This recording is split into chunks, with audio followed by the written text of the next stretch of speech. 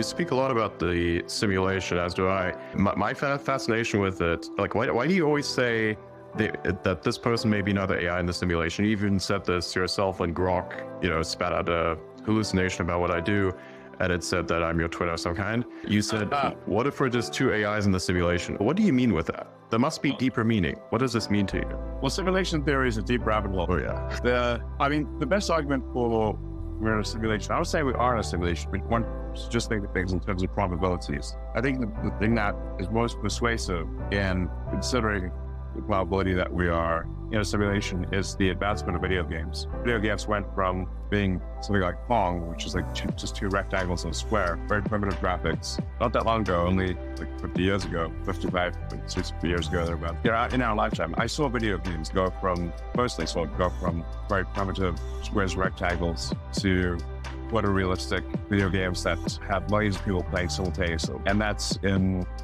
for when I was like 5 years old to today. So then where will video games be in the future? They will be indistinguishable from reality. In fact, you'll be able to render video games at a resolution better than your eyes can comprehend. And if you extrapolate neural interfaces as well, then eventually you'll be able to have simulated an entire reality, all senses, touch, smell, everything. All your memories are electrical signals. When you smell something, even though it's maybe visceral, it is actually electrical signals going to your brain, just digital neuron pulses. So then what are the odds that we're in base reality instead of somebody's video game, given that there will be in the future? But if civilization continues to advance, there will be billions, perhaps more than billions, maybe trillions video game instances. Maybe it's video games all the way down, like turtles. So eventually you have a 1-bit simulation.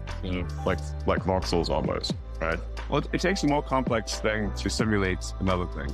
So I think you sort of have a boundary or limitation that you can always simulate something with something that's more complex.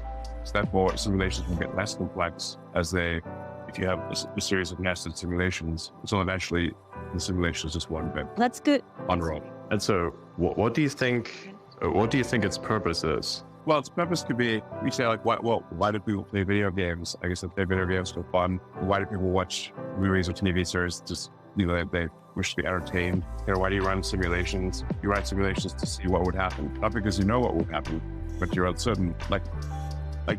In our reality, we run simulations all the time. SpaceX will run many simulations, millions of simulations of rocket flights and adjust the parameters. So doing a one-to-one simulation where you've given a wide range of input parameters and environmental circumstances, and you run millions of simulations to see which of those simulations will succeed, which will fail. So we run simulations not because we know what will happen, but because we don't know what will happen.